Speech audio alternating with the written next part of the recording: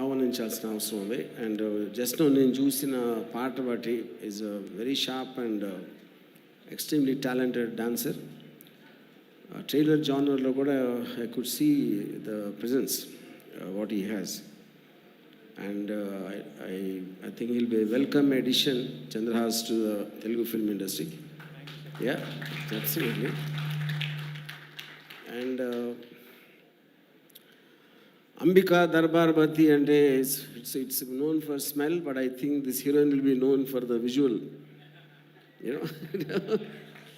Yeah, and I think on the ఇప్పుడు నేను చూసిన పోస్టర్స్ కానీ ట్రైలర్ కానీ ఇందాక చూసిన సాంగ్ కానీ all of them look like very promising, and I wish all the best to the entire team from my heart. And especially I think Mr. Prabhakar deserves something from his family, and his son has all the what do you call almost signs for making it, and I once again wish all the best. Thank you. RGV గారు, ఒక small question, ఒక చిన్న information. ఇందాక చాలామందిని అడిగారు మధు గారు వెళ్ళి ఆవిడ స్టైల్లో. అదేంటి అంటే, లైఫ్లో ప్రేమ ఒక్కళ్ళతోనే కలుగుతుందా, ఒక్కసారే కలుగుతుందా అని అడిగారండి. అది మీరు చెప్తే బాగుంటుంది అని మేము అనుకుంటున్నాము. మీకు నిజమైన ప్రేమ ఎప్పుడైనా కలిగిందా? ఒక్కసారైనా కలిగిందా? అది నిజమైనదేనా?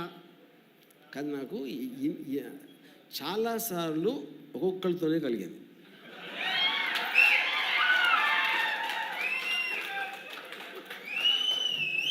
ఓకే. సో ఇప్పుడు ఇంతమంది హీరోయిన్స్ని చూశారు, ఎవరితో అయినా ప్రేమ కలిగిందా?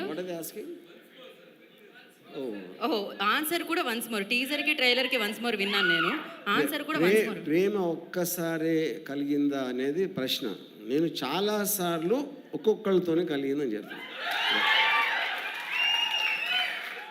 ఈ ఆన్సర్ అర్థం చేసుకోవాలంటే మినిమం డిగ్రీ చదువు ఉండాలి. సో డిగ్రీ కాదు, బుర్రలో కొంచెం మెదడు ఉండాలి. ఓకే, అలా ఒక్కొక్క ఓకే,